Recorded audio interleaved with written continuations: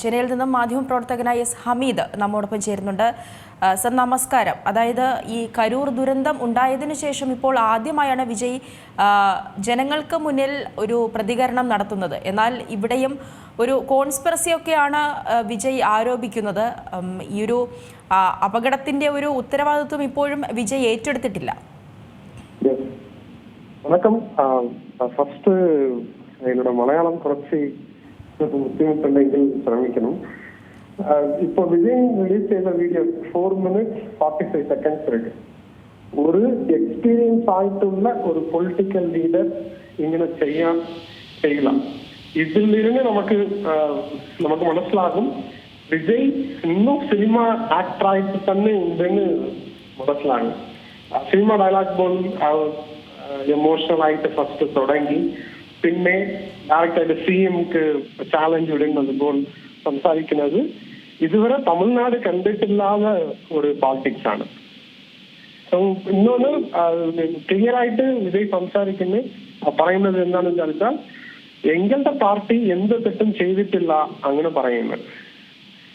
ഒരു ക്രെഡിബിലിറ്റിയെ Vijay take down ചെയ്തിട്ടില്ല. So this is very wrong ആണെന്ന് പറയാൻ പറ്റും, അത്രേ ഉള്ളൂ. ഇതിൽ കൂടുതൽ നടപടികൾ ഉണ്ടാകാനുള്ള ഒരു സാധ്യതയില്ലേ? ഈ വിജയ് ഇനിയിപ്പോൾ വിജയ്ക്കെതിരെ ഇപ്പോൾ കേസ് അടക്കം അന്വേഷണം ഉണ്ടാകേണ്ട സാധ്യതയില്ലേ? ആൾറെഡി FIR ആൾറെഡി 2 ഇൻവെസ്റ്റിഗേഷൻ പോയിട്ടുണ്ട്. ഒന്ന് DMK ഗവൺമെന്റ് ഒരു സിംഗിൾ റിട്ടയർഡ് ജഡ്ജെ വെച്ച് ഒരു ഇൻവെസ്റ്റിഗേഷൻ പോയിട്ടുണ്ട്. இன்னொன்னு கரூர்ல இருக்கக்கூடிய லோக்கல் போலீஸ் 5 செக்ஷனுக்கு கீழே கேஸ் ரெஜிஸ்டர் செய்துட்டு அந்த கேஸில் விஜய் அல்லாது விஜயோட பார்ட்டில இருக்கக்கூடிய இம்பார்ட்டன்ட் லீடர் புசி ஆனந்த், மதியழகன், அப்புறம் நிர்மல் குமார்னு 3 பேர் மேல FIR ரெஜிஸ்டர் செய்துட்டு 3 പേരും ഫോൺ സ്വിച്ച് ഓഫ് ചെയ്തെന്ന് സെർച്ച് ചെയ്ത് ഇന്നലെ മതിയഴകനെ അറസ്റ്റ് ചെയ്തിട്ടുണ്ട്. ഇന്ന് കോർട്ടിൽ ഈ കേസ് വന്നപ്പോൾ போலீஸ் ஒரு 5 அலிகேஷனை TVK பார்ட்டி மேல வைக்கிறாங்க പറഞ്ഞിട്ടുണ്ട്. അത് എന്താന്ന് വിചാരിച്ചാൽ റോങ് റൂട്ടിൽ പോയിട്ടുണ്ട് വിജയ്. ഞങ്ങൾ 50 മീറ്റർക്ക് ബിഫോർ ആയിട്ട് വേണം സ്റ്റാർട്ട് ചെയ്ത് സംസാരിക്കാൻ പറഞ്ഞു, പക്ഷെ ആ പാർട്ടി ആൾക്കാർ അക്സെപ്റ്റ് ചെയ്തിട്ടില്ല. അങ്ങനെ കുറെ കാര്യങ്ങൾ പറഞ്ഞിട്ടുണ്ട്. ഇതൊക്കെ TVK സൈഡിൽ നിന്നും ഓപ്പോസിഷൻ വെച്ചിട്ടുണ്ട്. ബട്ട് ഇത് ഈ FIR-ൽ അതേഴ്സ് എന്ന് ഒന്ന് കുറിച്ചിട്ടുണ്ട്. ആ അതേഴ്സ് എന്ന് പറഞ്ഞാൽ ഇവേ എക്സ്ട്രാ യാർ പേരാണെങ്കിലും ആ FIR-ൽ ആഡ് ചെയ്യാൻ പറ്റും. സോ മേ ബി ഇങ്ങനെ പോകുമ്പോൾ വൺസ് വിജയിന്റെ പേരും ആഡ് ചെയ്യുമെന്ന് വിചാരിക്കണം. ഇപ്പോൾ വിജയ് പറയുന്നത് നേരത്തെ 5 ജില്ലകളിൽ ഇത്തരത്തിൽ പ്രോഗ്രാം കണ്ടക്ട് ചെയ്തിരുന്നു. എന്നാൽ അവിടെയൊന്നും ഉണ്ടാകാത്ത ഒരു പ്രശ്നമാണ് ഈ കരൂരിൽ നടന്നതെന്നാണ് പറയുന്നത്. അതിലാണ് ഒരു കോൺസ്പിറസി വിജയ് പറയുന്നത്. വിജയ് പറയുന്നത് എക്സാക്ട്ലി പൊളിറ്റിക്കൽ കോൺസ്പിറസിയാണ്. കരൂരിൽ സെന്തിൽ ബാലാജിന്റെ ഒരു എക്സ് മിനിസ്റ്റർ ഉണ്ടായിരുന്നു. കരൂരിന് പറയുമ്പോൾ നോർമലായിട്ട് ഇവിടെ തമിഴ്നാട്ടിൽ കരൂരിന് പറയുമ്പോൾ എല്ലാവർക്കും മനസ്സിലാകും ദിസ് ഇസ് സെന്തിൽ ബാലാജി കോട്ട് എന്ന് പറയും. സെന്തിൽ ബാലാജി ഭയങ്കര മാസായിട്ട് അവിടെ ഉള്ള ഒരു ലീഡർ ആണെന്ന് പറയും. സോ ഇടയിൽ അയാൾ മേലെ അക്യൂസിയേഷൻ വെച്ച് ജയിലിലേക്കും പോയിട്ടുണ്ട് സെന്തിൽ ബാലാജി. സോ ഇപ്പോ അവർ എന്ത് പവറിലും ഇല്ല സെന്തിൽ ബാലാജി. മറ്റേ ആ സെന്തിൽ ബാലാജിയാണ് ഇതൊക്കെ കാരണമെന്ന് ഒരു കോൺസ്പിറസി ആയിട്ട് അയാൾ പറയുന്നുണ്ട്, വിജയ് പറയുന്നു. വിജയ് പറയുന്നത് ഈ കരൂരിൽ വേണ്ട രീതിയിലുള്ള സേഫ്റ്റി മെഷേഴ്സ് ഒക്കെ എടുത്തിരുന്നു എന്നാണ് പറയുന്നത്. എന്നാൽ അങ്ങനെ വേണ്ട രീതിയിലുള്ള ഈ സേഫ്റ്റി മെഷേഴ്സ് പ്രിക്കോഷൻസ് ഒക്കെ എടുത്തിരുന്നുവെങ്കിൽ ഇത്തരമൊരു അപകടം, ഇത്തരമൊരു ഇൻസിഡന്റ് സംഭവിക്കുമായിരുന്നു. ഇത് രണ്ട് സൈഡിലും മിസ്റ്റേക്ക് ഉണ്ട്.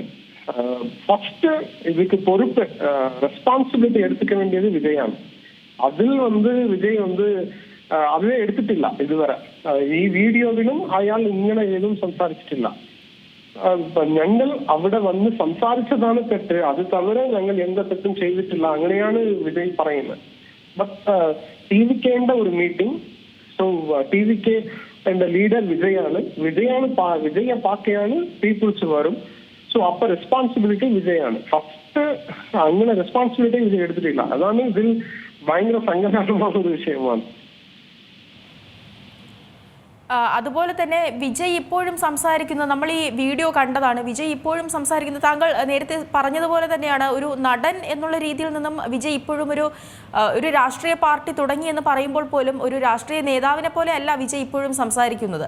അതായത് അദ്ദേഹം ഇപ്പോഴും പറയുന്നത്, ഇയാൾ പറയുന്നത് വിചാരിച്ചാൽ പഴി വാങ്ങണമെന്ന് நினைச்சா என்ன பழி வாங்குங்க, என்கிட்ட ரியாக்ட் பண்ணுங்க, நீங்க மொத்தவங்க யாரையும் சீண்டாதீங்க, நான் ஆபீஸ்ல தான் இருப்பேன் இல்ல வீட்டுல இருப்பேன் அப்படின்னு டைரக்ட் ஆயிட்டு சிஎம்க்கு പറയുമ്പോൾ ஏதோ സിനിമയുടെ സെക്കൻഡ് ഹാഫിൽ സിനിമാവിൽ വില്ലനുക്ക് അഗേൻസ്റ്റ് ആയിട്ട് സംസാരിക്കുന്നത് പോലെ സംസാരിക്കുന്നു വിജയ്.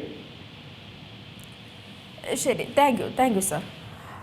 ചെന്നൈയിൽ നിന്നും മാധ്യമപ്രവർത്തകനായ എസ് ഹമീദാണ് നമ്മോടൊപ്പം ഇപ്പോൾ പ്രതികരിച്ചത്. അദ്ദേഹം പറയുന്നതും ഈ വിജയ് ഇപ്പോഴും ഒരു നടൻ എന്നുള്ളൊരു പരിവേഷത്തിലാണ് നിൽക്കുന്നത്. ഒരു രാഷ്ട്രീയ നേതാവ് എന്നുള്ള രീതിയിലുള്ള ഒരു പ്രതികരണമല്ല വിജയുടെ ഭാഗത്തു നിന്നും ഉണ്ടായിട്ടുള്ളതെന്നാണ് പറയുന്നത്. ഈ കരൂരിൽ നടന്ന ഇത്രയും പേരുടെ മരണത്തിനിടയാക്കിയ ഒരു ദുരന്തത്തിൽ ഇപ്പോഴും തങ്ങളുടെ ഭാഗത്തു നിന്നും ഉണ്ടായിട്ടുള്ള ഒരു വീഴ്ച വിജയ് സമ്മതിക്കുന്നില്ല. എന്നാൽ അവിടെ ഒരു രാഷ്ട്രീയ ഗൂഢാലോചന ഉണ്ടായി എന്നുള്ള കാര്യമാണ് വിജയ് ഇപ്പോഴും പറയുന്നത് എന്നുള്ള കാര്യം തന്നെയാണ് ഇപ്പോൾ നമ്മോടൊപ്പം പ്രതികരിച്ച മാധ്യമപ്രവർത്തകനായ ഹമീദും പറഞ്ഞു വയ്ക്കുന്നത്.